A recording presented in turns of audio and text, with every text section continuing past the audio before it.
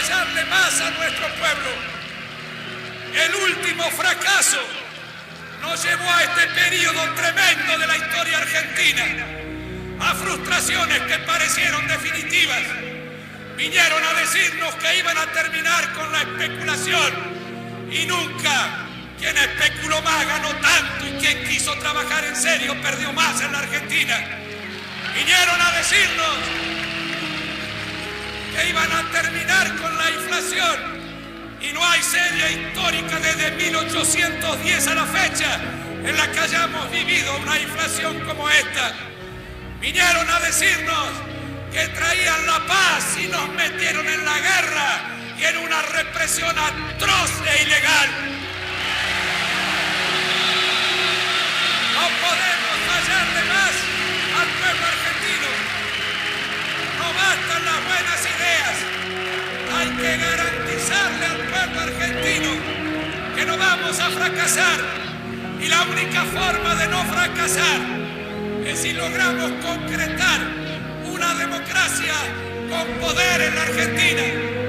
Y el poder a la democracia se la da el pueblo. Y el pueblo unido, sin distinciones entre peronistas y antiperonistas, radicales o antirradicales, hará su tarea para defender los derechos de todos.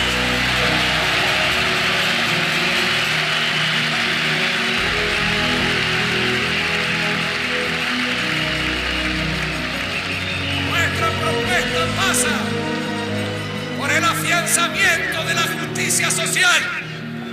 Nada puede construirse en el país. Será imposible el desarrollo de nuestra patria si no damos respuesta a los requerimientos de la justicia social. Y primero que nada, terminar con el hambre en la Argentina. En la Argentina hay hambre, pero no porque falten alimentos como en otros países, sino porque sobra inmoralidad, porque hemos sometido al padre de familia a la humillación más grave que podemos someter a un hombre.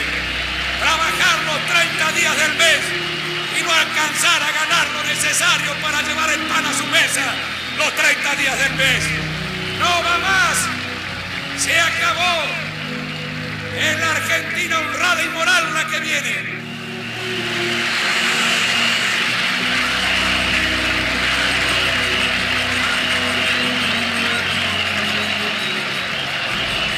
Tengan ustedes la certeza, arrancamos argentinos. Yo les pido a todos que nadie deje caer sus brazos, que nadie disminuya en un centímetro los objetivos que se ha fijado para su patria. Vamos a salir de esto como otros países salieron de crisis más duras. Vamos a arrancar en la medida en que no nos abandonen más. Les pido además que nadie se deje deslumbrar por los resplandores de las glorias del pasado.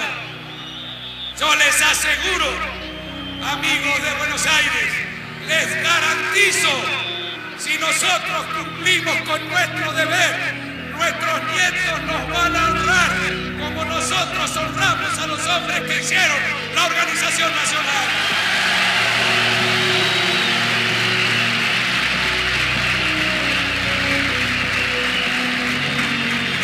En esta marcha entonces, para afianzar las libertades de todos, no habrá distinciones políticas, no habrá radicales ni antirradicales, ni peronistas ni antiperonistas. Para preservar a la sociedad argentina de cualquier loca aventura golpista, no habrá radicales ni antirradicales, ni peronistas ni antiperonistas. Estaremos todos luchando por el futuro argentino, para defendernos del imperialismo que hoy puso su garra en Granada. No habrá tampoco distinciones políticas entre los argentinos.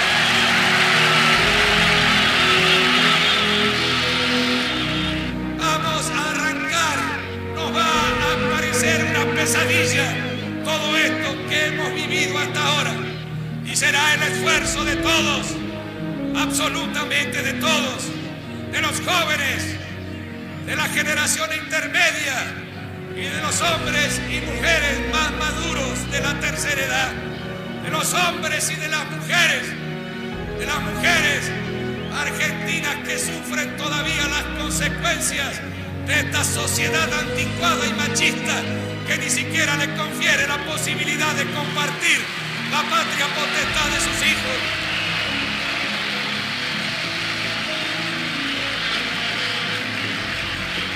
Será el esfuerzo de todos, absolutamente de todos los argentinos, y en todas partes. He dicho, y permítanme que lo repita hoy, porque es como un rezo laico y una oración patriótica, que si alguien distraído al costado de camino cuando nos ve marchar nos pregunta cómo juntos, hacia dónde marchan, por qué luchan, tenemos que contestarles con las palabras del preámbulo: que marchamos, que luchamos para constituir la Unión Nacional, afianzar la justicia, consolidar la paz interior, proveer a la defensa común, promover el bienestar general y asegurar los beneficios de la libertad para nosotros, para nuestra comunidad y para todos los hombres del mundo que deseen habitar el suelo argentino.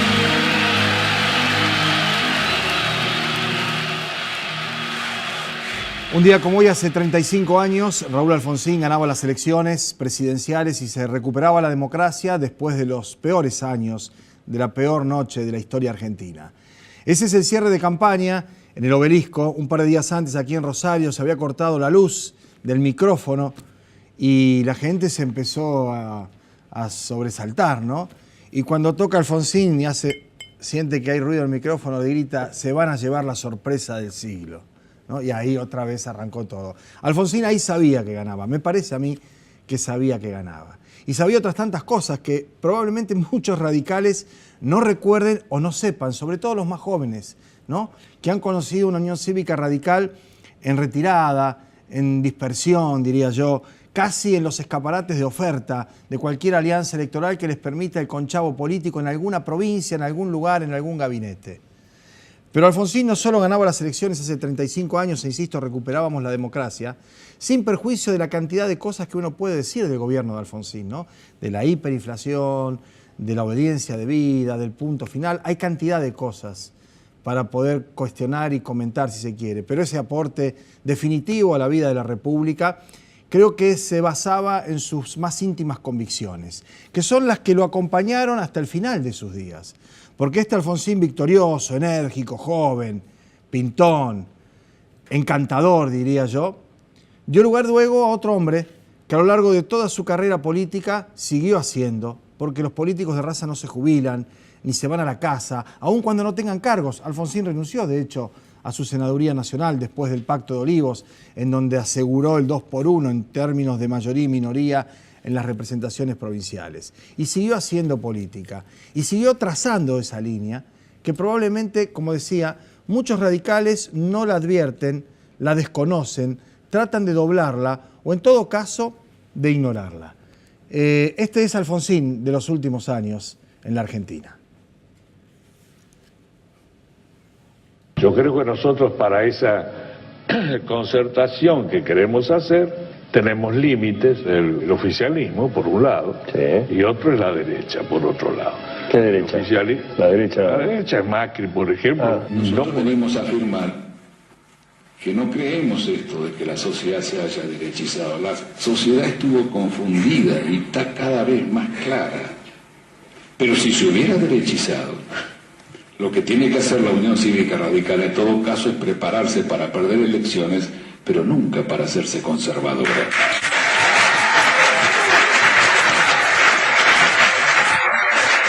Bueno, está al alcance de todos, ¿no? Del diputado Negri, del gobernador Morales, del intendente Corral, del ex concejal Boazo, de muchos hombres de la Unión Cívica Radical que evidentemente se creen o se sienten alfonsinistas, pero en algunos momentos, como decía, pierden de vista, ¿no?, algunas de las enseñanzas o algunos de los conceptos de este gran hombre que ha tenido la República Argentina, de cuyo triunfo electoral se cumplen hoy 35 años. Nos vamos a ir a la pausa. Cuando volvamos estamos charlando con Rubén Galassi, diputado provincial, autor de un proyecto para que paguen un poco más los que tienen bastante más, ¿no? Y después vamos a estar hablando con el secretario de la Producción también de la Municipalidad de Rosario, Giró, acerca de los estragos de un programa económico que empieza a impactar de manera muy severa, ya casi diría yo definitiva, en distintos sectores del consumo, de la industria, del comercio, de la sociedad rosarina. La pausa y enseguida venimos.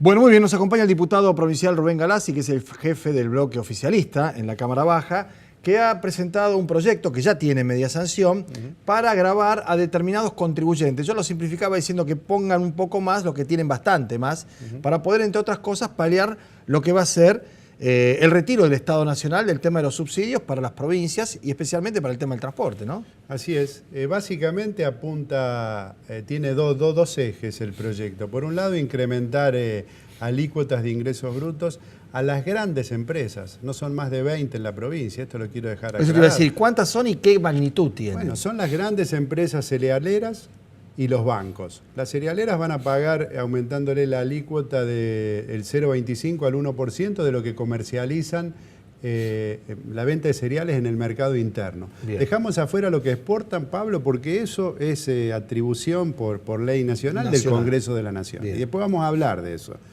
Y después vamos a triplicar el impuesto inmobiliario a las entidades bancarias y a las cerealeras. Las entidades bancarias tuvieron una utilidad julio del 2017 contra julio del 2018 del 94%, cuando se cayó la actividad industrial. Sí, cuando la mayoría de la gente cobra la mitad, los bancos ganaron el doble. Ni hablar los salarios jubilados. Y la utilidad del conglomerado exportador, la utilidad estoy hablando, no lo que han movilizado, la utilidad fue último trimestre del 2017, primer trimestre del 2018, pasaron en cifras redondas de 95.000 millones a 140.000 millones.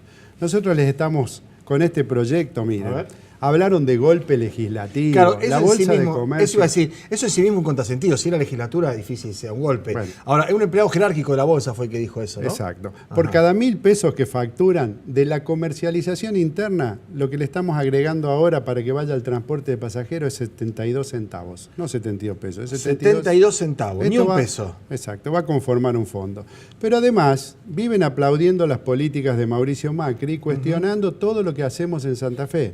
Por cada 1.000 millones que le retiene el gobierno de Mauricio Macri, ahora con estos cambios acá en Santa Fe para ingresos brutos, que va a ir a municipios y comunas para que hagan obras, porque también se retiró el fondo sojero, claro, y también lo de transporte, 1,57 pesos.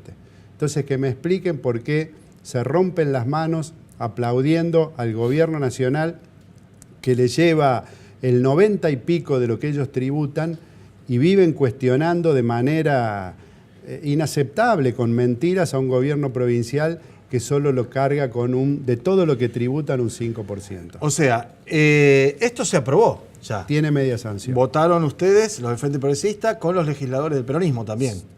Sí, y con el bloque Igualdad y el que está Giustiniani, Augsburger, está del Frade también. Sí, y por amplia mayoría. Fue eso iba a decir, solo lo de Cambiemos no lo votaron. Y un sector del radicalismo que también está en Cambiemos. Que está yéndose para el Senado, claro. La mitad del radicalismo sí, la mitad del radicalismo no. Bien, esto va al Senado. Y yo escuché a Traferri decir que esto no estaba consensuado, que esto era como una suerte de arrebato. Yo lo primero que me pregunto es, Traferri, que es de San Lorenzo, ¿no? Donde están las cerealeras, donde están las agroexportadoras, donde conoce exactamente a quién está defendiendo. Quiero decir, yo quiero proponer, a lo mejor Traferri le parece, porque a mí la verdad me parece, Rubén, y esto es una crítica, que es 0,72, o sea, ni un peso de cada 1.000 gravar a quienes han ganado... A las 20 más grandes, bueno, porque por ley PYME, miles Pablo, de millones, esto por es justicia ley PYME contributiva. Que sancionó esta legislatura que ahora tanto cuestionan, por ley PYME, el 95% de las empresas en Santa Fe, que son muchas más de 10.000,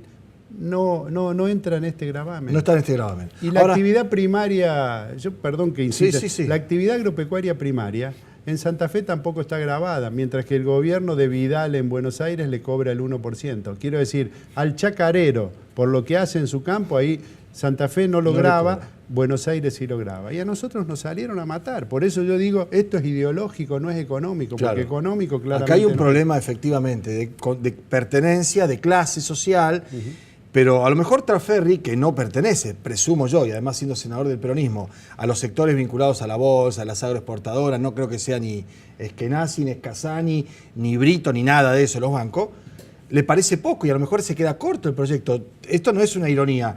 Yo no entiendo realmente ni a Traferri ni al resto de los senadores peronistas cuál es la objeción a este gravamen, teniendo en cuenta además que hay un retiro del Estado Nacional. Exacto. Que si no se hubiera retirado tal vez ni siquiera hubieran presentado esto ustedes. Porque este proyecto lo unificamos con uno del diputado Rubeo, que no incrementa los tributos de sellos, sino lo que hace es destinar un mayor porcentaje de lo que hoy se recauda por sellos.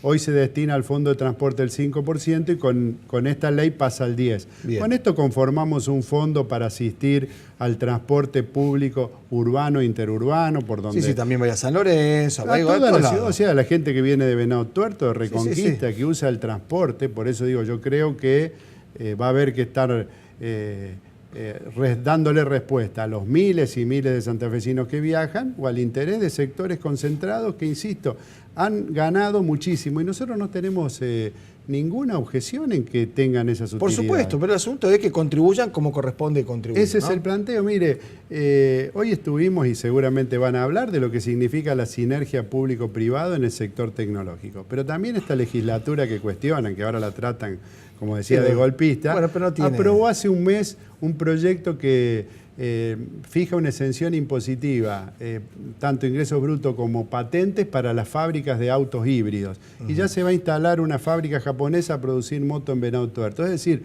tenemos la suficiente capacidad como para entender que la producción es necesaria.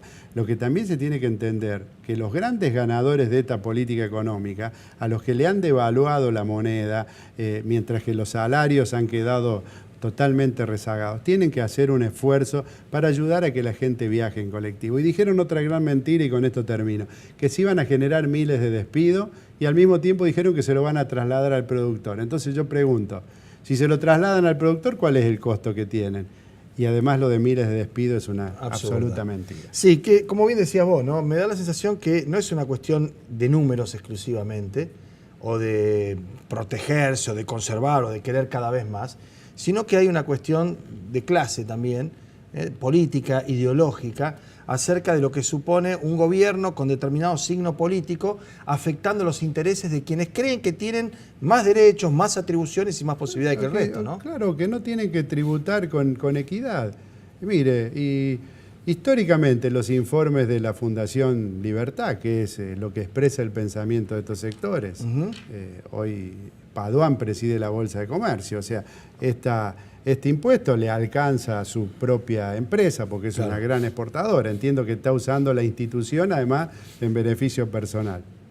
Pero digo, siempre cuestionaron la estructura tributaria de Santa Fe, el empleo público. Ahora dicen, ¿por qué no nos bajamos los legisladores los sueldos? Mire, yo estoy dispuesto a discutir esto. Nosotros podemos dar la cara. Hace muchos años que vivimos en Rosario, en Santa Fe, podemos mostrar lo que tenemos, pero esto es un aporte casi solidario a ayudar a sostener un sistema de transporte público. Yo digo algo es vergonzosa la respuesta. Ahora, yo de Paduan los puedo esperar. Ahora, me llama la atención algunos senadores peronistas, ¿no? La idea es conversar con ellos. Vamos a ver si mañana lo podemos invitar a Armando Traferri, si quiere venir, a ver cuál es la explicación para que esto que es a todas luces, por lo menos para quien habla, y para el diputado Galassi que acaba de exponerlo, una cuestión de justicia contributiva, ¿no? Hay una comisión de análisis tributario creada por ley, pero nada impide que los legisladores en el derecho constitucional, en una coyuntura específica, sancionamos una ley. Muchas gracias por venir. No, gracias por invitarme. Hasta la próxima. Nos vamos a la pausa, seguimos hablando también de economía, de la situación en la ciudad de Rosario, particularmente con el secretario de la Producción en la ciudad de Rosario, con algunos números también e indicadores que son para preocuparse. Ya venimos.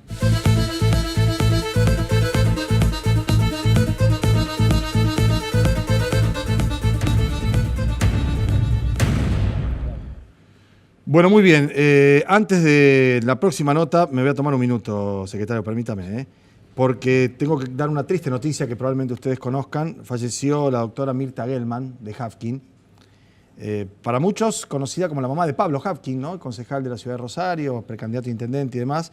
Para otros, como yo, una extraordinaria mujer y profesional que ha ayudado a muchísima gente de todo tipo, en todos los ámbitos, con una sapiencia, con una solvencia profesional, médica, pediatra, y además con una calidez y un valor humano que va a hacer que la extrañemos, ¿no?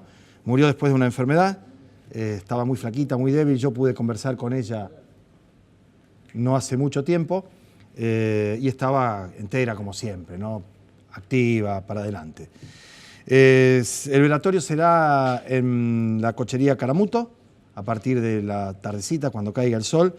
Y aquellos que tenían intención o tuvieran intención de enviar ofrendas florales, la familia pide que en lugar de eso se haga una donación a la Fundación del Hospital de Niños Víctor J. Vilela. La cuenta es del Banco Credicop. El número yo después se lo voy a dar a la gente del noticiero para que lo tengan esta noche, pero usted va al Banco Credicop y dice que quiere donar en una cuenta, va a la caja y lo hace por cajero con el número y todo, que después lo vamos a sobreimprimir. Y además le van a dar el comprobante, por supuesto, de la transferencia como corresponde, para que esto vaya efectivamente a donde tiene que ir, ¿no? De tal modo que nosotros le mandamos un abrazo a Pablo, al doctor Hafkin también, a la hermana de Pablo, a toda la familia, y los acompañamos en este momento, ¿no? Es una gran pérdida para todos, créanme que es una gran pérdida para todos. Punto y aparte, cambiamos. Vamos a hablar con Germán Giró, que es secretario de la producción en la ciudad de Rosario. Hoy la tapa de Rosario 12 da cuenta de un trabajo que han realizado ustedes a partir de la facturación, ¿verdad? De lo que tributan en rigor al municipio, a las distintas empresas. Y de clientes se buscan muestra, por ejemplo, la gente que labura con las concesionarias, los de las concesionarias, la venta de autos, es uno de los rubros más afectados. Otros, los restaurantes, los comedores, ahí está, ¿no? Según el informe municipal, la facturación de comercios minoristas y mayoristas cayó un 3,6%. Venta de autos, servicios personales, hoteles y restaurantes. Esta es la foto. Esta es la foto, exactamente. ¿Cómo era la foto de hace 6 meses o un año? O no sé cuánto hace que estás en la gestión, pero tenés los datos estadísticos preexistentes. Sí. Bueno, a ver, primero, estos datos nosotros los obtenemos de las declaraciones del DREI, del Derecho a Registro e Inspección, donde cuando se hace la declaración se indican las bases de facturación. Luego las deflactamos, o sea, le quitamos el componente de inflación y las sometemos a algunos filtros estadísticos para sacar series temporales. Bien. Por lo tanto, tenemos datos hacia atrás anteriores, que vamos abriendo por rubros, obviamente, y vemos comportamientos disímiles en cada uno de esos rubros. En particular, como bien dice esa tapa, el comercio tiene una caída de un 3,6% en términos interanuales, o sea, agosto contra agosto. Tanto el comercio minorista, mayorista y especialmente el vinculado con la comercialización de vehículos. Otros rubros que tienen, digamos, que se ven déficit son los rubros industriales vinculados a la producción de alimentos, claro, los rubros industriales vinculados a los minerales no metálicos, que a su vez tienen mucha relación con la construcción. Eso cae un 7%, un 8%, y la construcción también, como conjunto, también tiene una caída del 7,7%. Claro, que son sectores que dan mano de obra, ¿no? Sí. Porque uno ve servicios como los hoteles, los restaurantes, ve la construcción, la UOCRA, ¿no? Los obreros de la UOCRA están preocupadísimos. Y el vector es de caída, lamentablemente. Sí, es una tendencia que, a ver, si nosotros la contrastamos contra los datos nacionales, los datos de EMAE, del Estimador Mensual de Actividad Económica de INDEC, vemos más o menos el mismo patrón, tanto a nivel local como a nivel país. La tendencia viene ciertamente en caída. A nivel nacional la caída más fuerte ocurre en el mes de abril, abril-mayo. Eso se traslada a la ciudad de Rosario. Aquí entre junio y julio empezamos a ver con mayor preocupación. Y después viene la corrida que agrava esa situación. Y viene la corrida. Estos datos son de agosto, por lo tanto tampoco está el efecto de la corrida completa. Puede estar peor los datos del próximo mes. Sí. A ver, también hay rubros que tienen un muy buen desempeño, los rubros vinculados a la intermediación financiera. Lo que hablábamos recién, probablemente la cerealera, los transportadores de grano, los despachadores. Bueno, ahora, Evidentemente, Rosario no elude ni escapa a la general de la ley, es decir, no es un problema de Rosario. Es decir, no es como en algún momento tuvo Cañada de Gómez cuando las mueblerías se empezaron a venir abajo porque importaban cualquier cosa armada de la India. No es el problema de las parejas que dejó de tener sus fábricas de ladrillo porque venían... Esto es un problema comercial, global, estructural de la economía. Sí, nosotros entendemos que sí. También entendemos que hay algunas acciones chiquitas, concretas, que podemos hacer desde el municipio.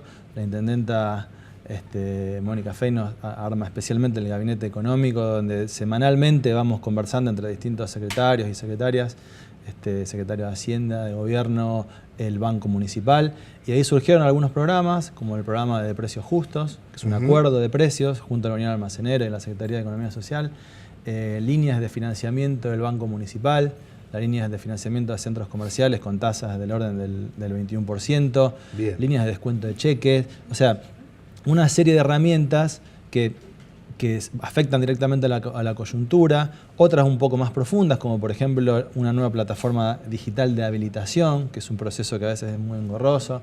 En fin, tratamos desde lo local de agregar las herramientas que están a nuestro alcance dentro de una tendencia, ¿sí? de un modelo, de una concepción que, bueno, a nuestro modo de ver también es bastante compleja, ¿no? Claro, estaba viendo, ¿no?, algunos de los datos, algunos de los números, y además esto, como bien decías vos, está relacionado con lo que se registra en el derecho de inspección. Si estos son datos oficiales.